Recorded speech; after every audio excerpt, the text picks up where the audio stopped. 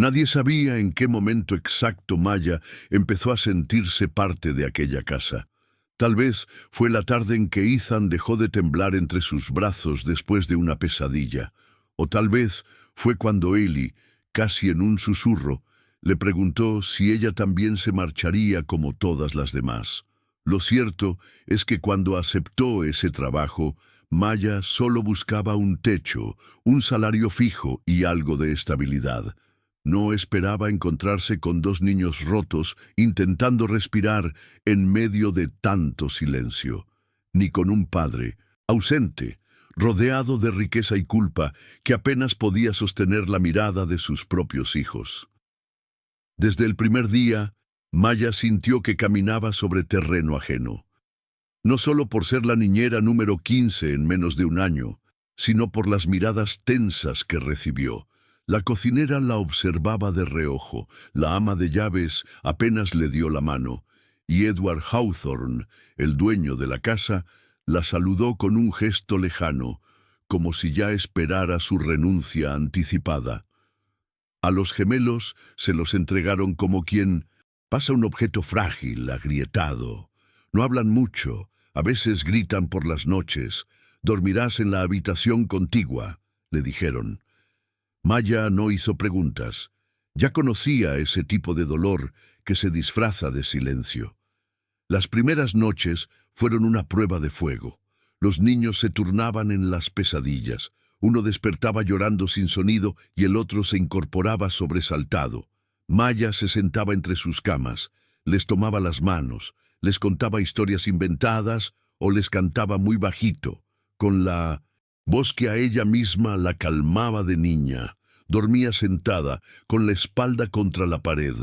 Una semana después, por primera vez, amaneció en la cama de los pequeños, exhausta después de una noche especialmente difícil.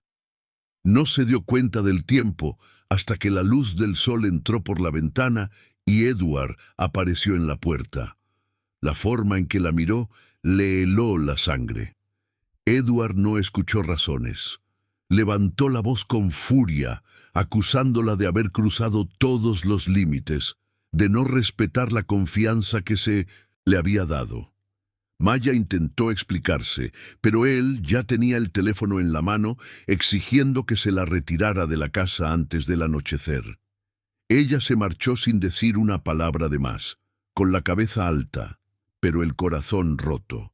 Lo que más le dolió no fue el grito ni la injusticia, fue el llanto de los gemelos en la puerta cuando la vieron partir. Aquella fue la primera vez que mostraron abiertamente que no querían quedarse sin ella. Edward pasó los días siguientes envuelto en un silencio más denso que de costumbre. La casa, que ya era callada, se volvió casi fantasmal. Ethan y Ellie dejaron de comer con normalidad. Rechazaban la comida, evitaban cualquier contacto visual, y por las noches volvían a gritar entre pesadillas. Edward escuchaba desde su oficina y se quedaba inmóvil, con las manos apretadas contra el escritorio, sin saber cómo acercarse. La niñera de reemplazo renunció al segundo día. A la tercera no la dejaron ni entrar.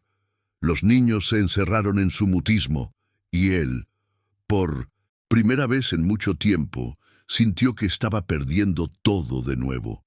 La culpa lo golpeó con una fuerza inesperada, no solo por haber juzgado mal a Maya, sino porque se dio cuenta, tarde, de que ella había logrado algo que él, con todo su dinero, no pudo: conectar con los gemelos, devolverles una pizca de seguridad. Una noche, mientras sostenía a Ethan en brazos después de una crisis, el niño murmuró con la voz quebrada: «¿Maya va a volver?». Fue como si alguien le clavara una aguja en el pecho. A la mañana siguiente, sin consultar con nadie, Edward tomó el coche y fue a buscarla. No sabía si lo recibiría, pero necesitaba intentarlo. Maya no lo recibió con una sonrisa. Abrió la puerta con el rostro serio, los brazos cruzados y una mezcla de sorpresa y dolor en la mirada. Edward que no era hombre de disculpas fáciles, balbuceó más de lo que habló. Le pidió que regresara. Le dijo que había cometido un error imperdonable, que los niños la necesitaban, que él también. Maya lo escuchó en silencio, sin apartar la vista, y entonces habló con voz firme. Aceptaría volver, pero solo bajo condiciones claras: respeto, límites, participación activa de él como padre, nada de invisibilidad, ni ausencias justificadas con trabajo o luto. Los niños merecían más. El acuerdo fue tácito pero real. Cuando Maya regresó a la casa, Ethan corrió a abrazarla sin decir palabra. Ellie le apretó la mano como si temiera que desapareciera de nuevo. A partir de ese día, la dinámica cambió. Edward empezó a desayunar con ellos. Se sentaba en la alfombra a jugar, aunque al principio se sintiera torpe. Maya no lo corrigía, solo lo miraba, y de vez en cuando le decía: ellos no necesitan que seas perfecto, solo que estés. Por primera vez en años, la casa comenzó a llenarse de risas suaves. No eran carcajadas todavía, pero ya no eran gritos. Todo parecía estabilizarse poco a poco, hasta que llegó la carta. Un sobre grueso, con sello oficial, enviado por los padres de la esposa fallecida de Edward, los Hollingsworth. En él anunciaban su intención de solicitar la custodia de los gemelos. Alegaban inestabilidad emocional del padre y ambiente inapropiado influenciado por personal sin calificaciones. Edward quedó helado al leerlo. Maya, que estaba en la cocina cortando frutas con los niños, notó el temblor en sus manos antes que él mismo. Esa noche, el miedo volvió a instalarse, esta vez en los adultos. Los días siguientes fueron una mezcla de abogados, documentación, entrevistas y tensión. Los Hollingsworth eran influyentes, tradicionales y profundamente desconfiados de cualquier cosa que se saliera de sus moldes familiares. Ver a Maya en la casa los irritaba. No es de la familia, ni siquiera es profesional, había dicho la señora Hollingsworth con una frialdad que helaba. A pesar de los avances emocionales que los niños habían logrado, el entorno comenzaba a desmoronarse de nuevo, esta vez por fuera. Edward, aunque más involucrado, se sentía impotente. Maya, sin embargo, no retrocedió ni un paso. La audiencia fue fijada para una mañana de lunes. Maya no tenía la obligación de asistir, pero decidió estar presente. Los abogados de los Hollingsworth pintaron un retrato sombrío de Edward. Ausente, emocionalmente inestable, demasiado dependiente de una niñera sin formación. Cuando Maya fue llamada a declarar, el silencio en la sala fue absoluto. No había estudiado leyes, pero conocía el dolor. Y eso fue lo que transmitió. Habló de cómo encontró a los gemelos cuando llegó, de las noches sin dormir, del primer abrazo, de la primera risa. Habló con el corazón en la garganta y los ojos firmes. No buscaba convencer, solo decía la verdad. Las palabras de Maya no solo conmovieron al juez, sino también a Edward, que la miraba desde su asiento como si recién la viera por completo. Cuando la audiencia terminó, el veredicto fue claro. La custodia permanecería con Edward. Los Hollingsworth salieron sin mirar atrás. En la salida, el juez se acercó a Maya y le dijo algo que ella nunca olvidaría: gracias por no rendirse con ellos. A partir de ese momento, algo cambió. Maya dejó de ser solo la niñera. Era parte de esa familia. No por apellido, sino por vínculo. Por todo lo que había sostenido cuando nadie más supo cómo hacerlo. La casa volvió a respirar después de la audiencia. Ya no había visitas inesperadas, ni cartas con amenazas legales. Ethan y Ellie retomaron sus rutinas con más tranquilidad, y Edward, más presente que nunca, se comprometía en cada detalle del día a día. Fue él quien propuso transformar una de las salas vacías de la mansión en algo más útil. Le pidió a Maya que lo ayudara a pensar. Ella, al principio, no entendía por qué la incluía. «Porque tú sabes lo que duele», le dijo él una tarde. Así nació la idea del Hawthorne Williams Center for Healing. Comenzaron con reuniones informales en la biblioteca, planos esparcidos sobre la mesa y largas conversaciones en la cocina. Maya propuso que el centro acogiera niños y adolescentes que, como Ethan y Ellie, hubieran pasado por traumas profundos. Edward se encargó de los permisos, la estructura legal, los fondos. Maya lideró la parte humana: entrevistas, selección de personal, planificación de actividades terapéuticas. Pronto, la idea se convirtió en un espacio real, con salas de arte, rincones de lectura, profesionales de salud mental y, sobre todo, calor. Una de las primeras jóvenes en llegar fue Belle, una adolescente de 14 años, con mirada desafiante y la espalda encorvada como si siempre esperara un golpe. Había pasado por varios hogares temporales y venía con un historial marcado de rebeldía y silencio. El primer día rompió una lámpara. El segundo se encerró en el baño por 3 horas. Maya no se asustó. La vio, la escuchó y, sobre todo, no la presionó.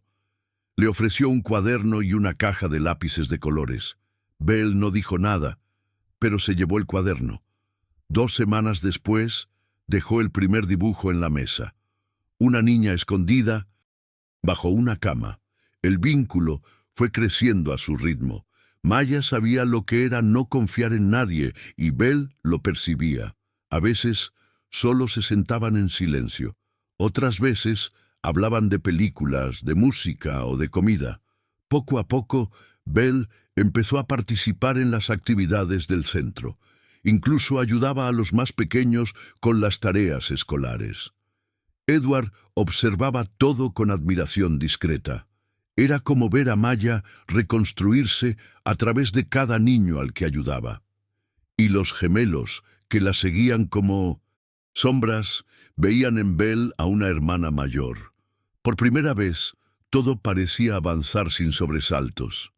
Pero la calma no siempre dura. El problema comenzó con una nota anónima publicada en un medio local.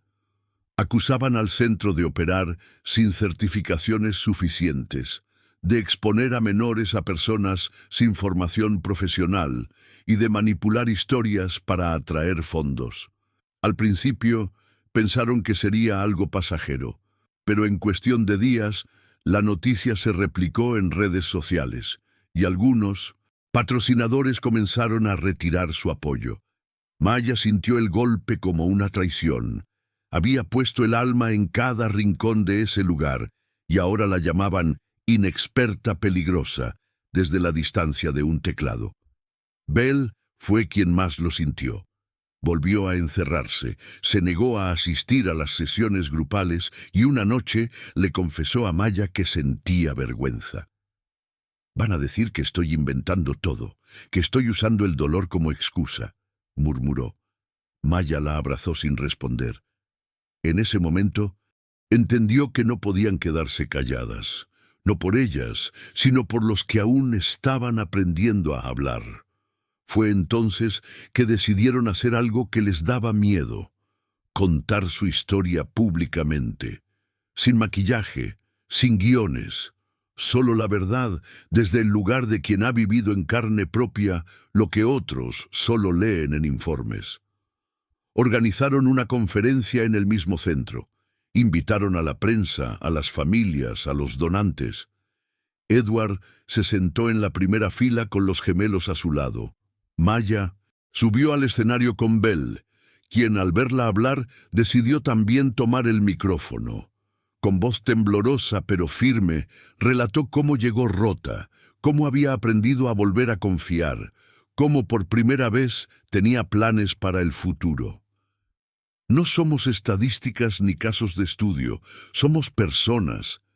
Y este lugar me salvó», dijo. El silencio en la sala era total. Nadie respiraba. Nadie esperaba escuchar algo así de alguien como Bell. El video se volvió viral en menos de 24 horas. Las críticas dieron paso a muestras de apoyo, testimonios de otras jóvenes que habían pasado por el centro y hasta cartas de profesionales que se ofrecieron a colaborar sin cobrar. El escándalo mediático perdió fuerza ante la evidencia viva del cambio real. Maya, aunque agotada, sintió algo parecido al alivio. No solo por el centro, sino porque había visto a Bell defenderse con palabras propias, sin ira, sin vergüenza. Aquella niña que llegó golpeando puertas, ahora las abría para otros. Y ella, Maya, volvía a encontrar sentido incluso en medio del caos. En medio de toda esa agitación, Maya recibió una carta manuscrita que no esperaba. Era de Lorraine, su madre biológica. Llevaban más de 10 años sin hablar. La carta era breve, sin adornos, y solo decía que quería verla si aún había algo que salvar. Maya la leyó varias veces antes de decidir qué hacer. No era una herida reciente, era una cicatriz que nunca terminó de cerrar. Recordaba noches enteras esperando que su madre volviera sobria, cumpleaños olvidados, gritos desde el otro lado de la puerta, pero algo dentro de ella le decía que quizá valía la pena cerrar ese capítulo, aunque doliera.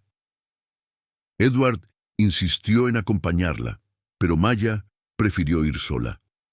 Encontró a Lorraine en un pequeño departamento al oeste de la ciudad. Estaba envejecida, más frágil de lo que recordaba. No hubo abrazos, solo miradas largas, preguntas incómodas y silencios espesos. Lorraine no justificó lo que hizo, pero tampoco pidió perdón como Maya esperaba. Dijo que estaba enferma en aquella época, que hizo lo que pudo.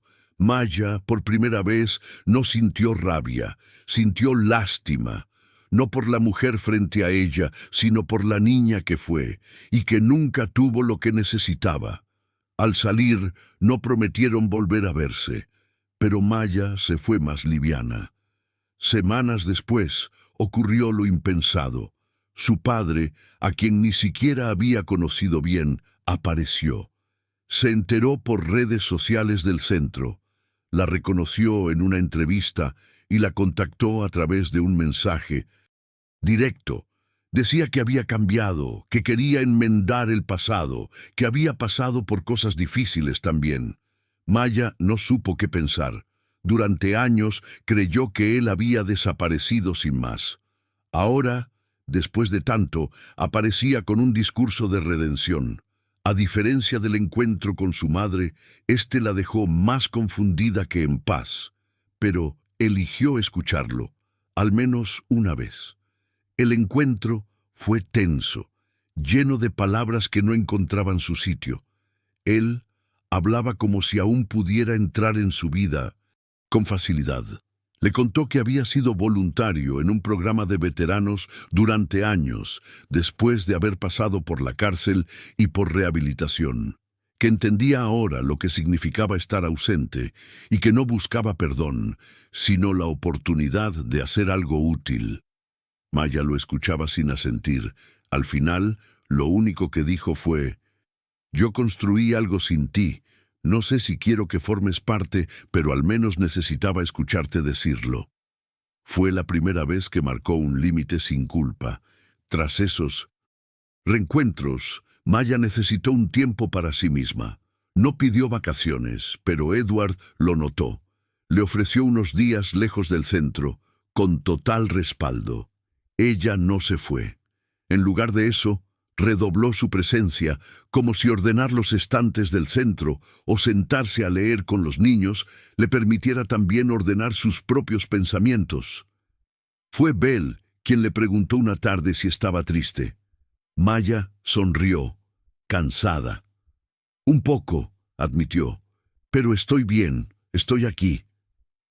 Aquella respuesta, sencilla y sincera, la reafirmó en algo que había olvidado. No necesitaba estar entera para sostener a otros, solo ser honesta. Los gemelos también notaron el cambio.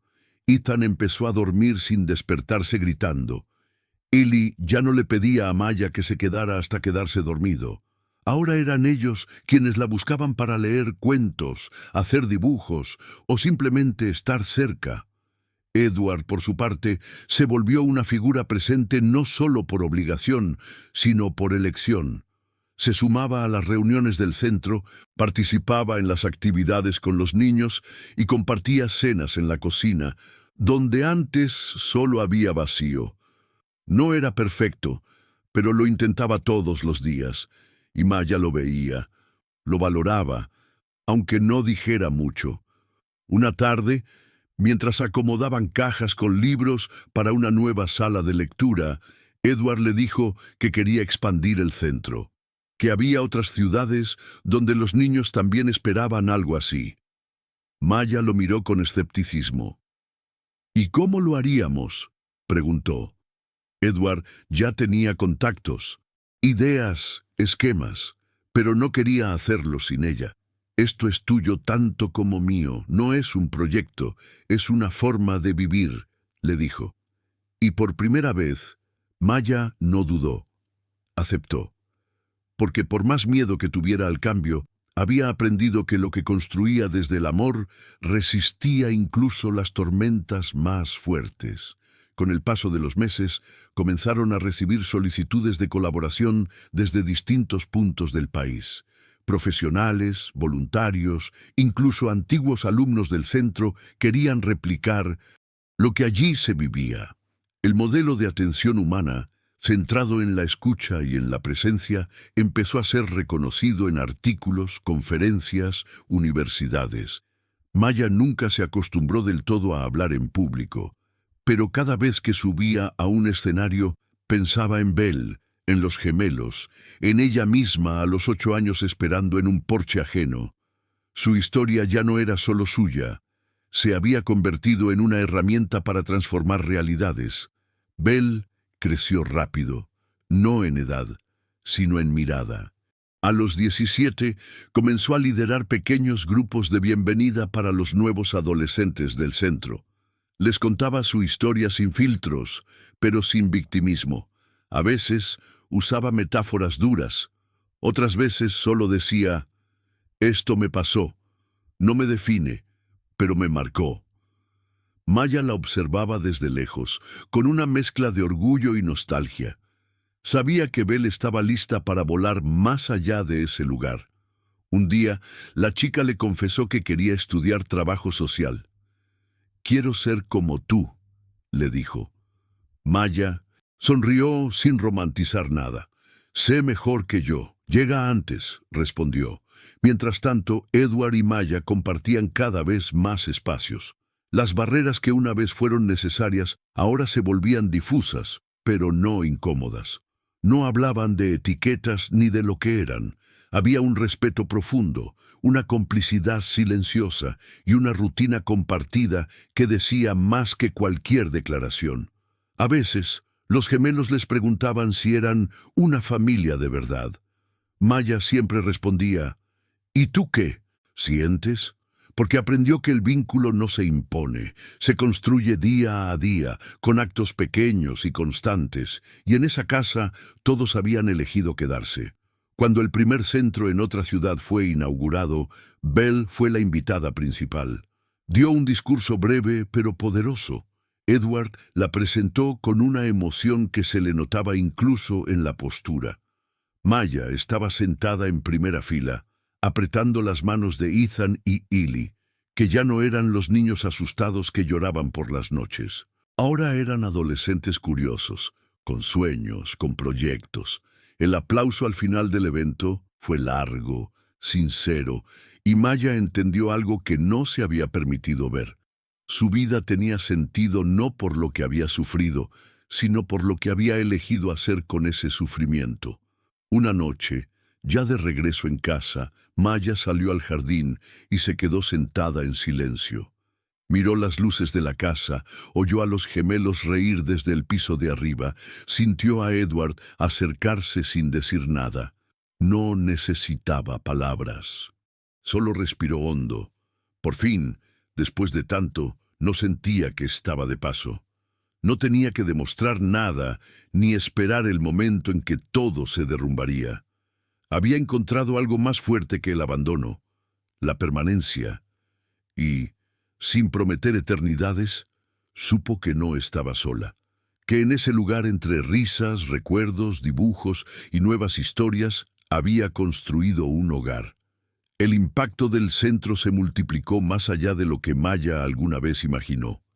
Llegaron invitaciones para conferencias internacionales, propuestas de alianzas, becas para adolescentes que habían pasado por los programas.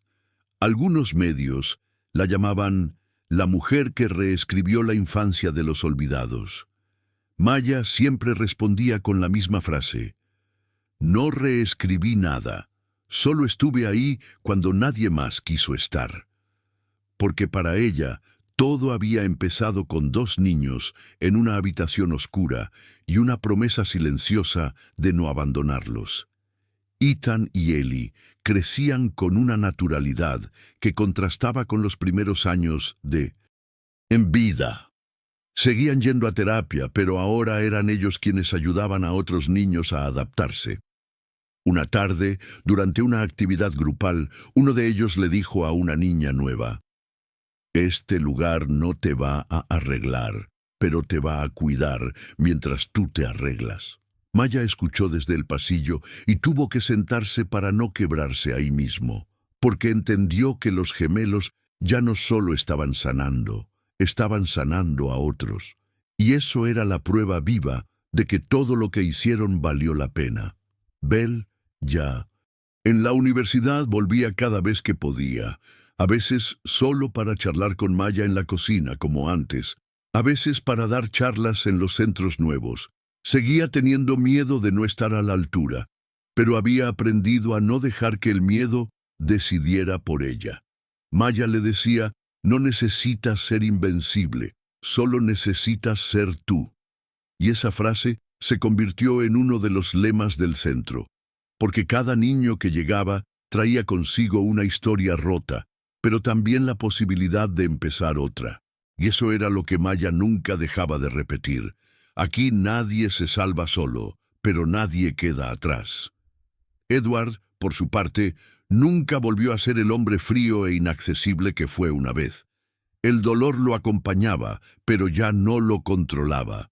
Con Maya a su lado, aprendió a estar presente sin perfección, a escuchar sin juzgar, a amar sin miedo. Nunca le pidió matrimonio, ni ella lo esperaba. Lo que construyeron juntos no necesitaba contratos. Era más fuerte que eso. Era cotidiano, real. Una familia hecha desde la elección, no desde la obligación. Una familia en la que cada quien había llegado herido, pero se quedó porque quiso sanar con los demás. Y así, en una mañana cualquiera, mientras organizaban una nueva sala para el próximo grupo de niños, Maya se detuvo un segundo a mirar todo a su alrededor. Los libros, las voces, los dibujos en las paredes, las risas que venían del patio. Pensó en su madre, en su padre, en la niña que fue, y entendió, sin necesidad de palabras, que había encontrado lo que siempre buscó: un lugar donde pertenecer, un propósito que daba sentido a sus días y una certeza que no se rompía con el tiempo. Esa certeza que solo tiene quien elige quedarse, incluso cuando todo parece difícil.